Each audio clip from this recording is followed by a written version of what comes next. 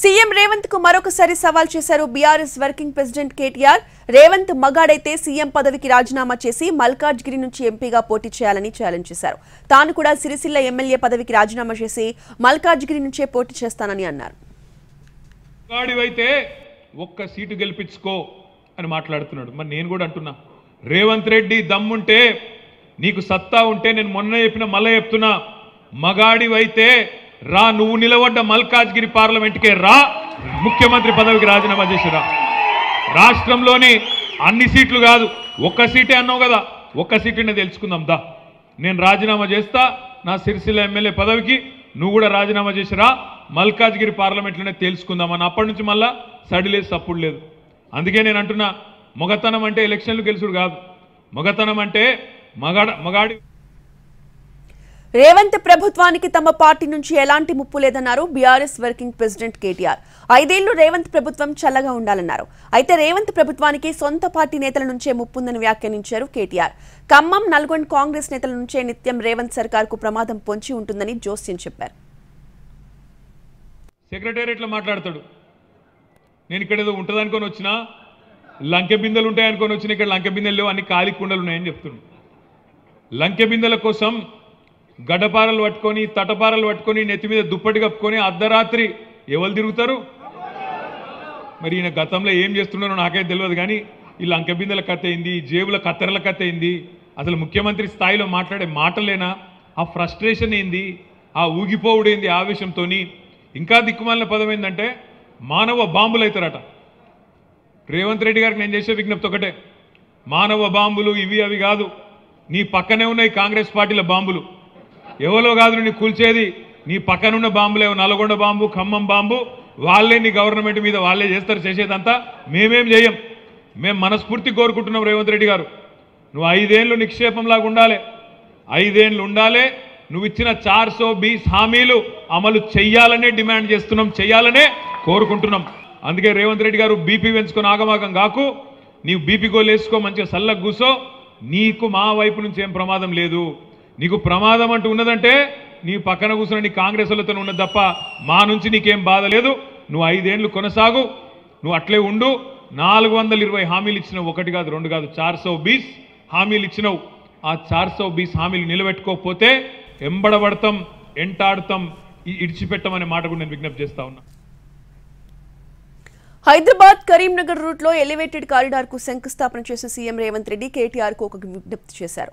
కేంద్రం నుంచి హైదరాబాద్ అభివృద్ధికి నిధులు సాధించేందుకు కేటీఆర్ దీక్ష చేయాలన్నారు. కేటీఆర్ దీక్ష చేస్తే కాంగ్రెస్ కార్యకర్తలు మద్దతుగా నిలుస్తారన్నారు.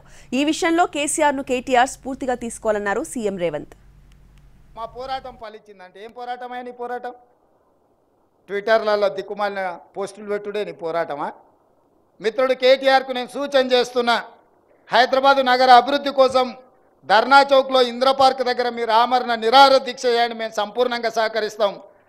గతంలో కేసీఆర్ గారు చెప్పారు ఒక మాట, కేసీఆర్ జచ్చుడో తెలంగాణ వచ్చుడో అని. ఇప్పుడు కేటీఆర్ గారు కూడా ఆ స్ఫూర్తిని తీసుకొని కేటీఆర్ జచ్చుడో నగరానికి నిధులు వచ్చుడో రెండిట్లలో ఏదో ఒకటి తేలే విధంగా కార్యక్రమాన్ని తీసుకోవాల్సిందిగా ఆయన దీక్ష కూర్చుంటే మా కార్యకర్తలే కంచేసి కాపాడుతుంది. దానికి మా మైనంపల్లి హనుమంతరావు గారిని పూర్తి బాధ్యత. పోలీసులు గిన మళ్ళీ ఆయనను అర్ధరాత్రి పూట దవాఖానకు తరలించకుండా మా హనుమంతన్నకు ఆ బాధ్యత అప్పచెప్తా. సీఎం రేవంత్ రెడ్డిపై ఘాటు వ్యాఖ్యలు చేశారు బీఆర్ఎస్ వర్కింగ్ ప్రెసిడెంట్ కేటీఆర్. జేబులో కత్తెర్లు పెట్టుకుని తిరుగుతున్నారని, జేబు దొంగలాగా మాట్లాడుతున్నారంటూ రేవంత్ పై కామెంట్ చేశారు. మానవ బాంబులు అవుతామని రేవంత్ అంటున్నారని, మీ ప్రభుత్వాన్ని కూల్చే బాంబులు ఖమ్మం, నల్గొండ బాంబులని మీ పార్టీలోనే ఉన్నాయని వ్యంగ్యాస్త్రాలు సంధించారు. జేబుల కత్తెర పెట్టుకొని తిరుగుతున్నా, ఎవరన్నా పిచ్చి పిచ్చి పనులు చేస్తే గొంతు గోస్తా, కడుపు జింపుతా, మీ పేగులు మెడలేసుకొని తిరుగుతా. ఇది ఒక ముఖ్యమంత్రి గారు మాట్లాడిన మాటలు. నిన్న మా ప్రభుత్వాన్ని ఏమన్నా చేస్తే మానవ బాంబులు అవుతామని మాట్లాడుతున్నాడు. చాలా విచిత్రంగా అనిపిస్తున్నది నాకు తెలియక అడుగుతా, జేబుల కత్తెరలు పెట్టుకొని ఎవడు తిరుగుతాడే? జేబు దొంగలు తిరుగుతారు. జేబుల కత్తెరలు పెట్టుకొని తిరుగుతాడు ఎవడన్నా ముఖ్యమంత్రి, ఎవడన్నా రాజకీయ నాయకుడు జేబుల కత్తెర పెట్టుకొని తిరుగుతున్నా అని చెప్తాడు. ఇక గసంటోడు మనం గత బీఆర్ఎస్ ప్రభుత్వంలో హైదరాబాద్ లో ఏం అభివృద్ధి జరగలేదన్నారు సీఎం రేవంత్. బీఆర్ఎస్ ప్రభుత్వం వచ్చాక డ్రగ్స్, గంజాయి, పబ్లు వచ్చాయి తప్ప ఏం వచ్చాయని ప్రశ్నించారు. గత 10 సంవత్సరాలు బీఆర్ఎస్ అధికారంలో ఉన్నప్పుడు హైదరాబాదు నగరంలో ఏదైనా ఒకటి శాశ్వతమైన అభివృద్ధి చేసిండ్రా మీరు ఒక్కసారి ఆలోచన చేయండి.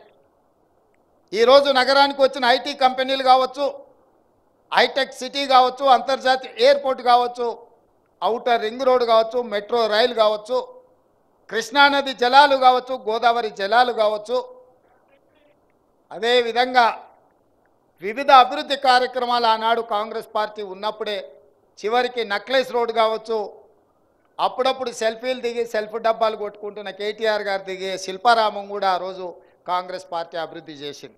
ఈ నగరంలో వాళ్ళు సాధించిన అభివృద్ధి గత 10 సంవత్సరాలలో ఏదైనా అంచనా వేస్తే గంజాయి వచ్చింది, డ్రగ్స్ వచ్చినాయి, పబ్బులు వచ్చినాయి. ఈ 3 పనులు తప్ప వాళ్ళ హయాంలో జరిగింది ఏం లేదు.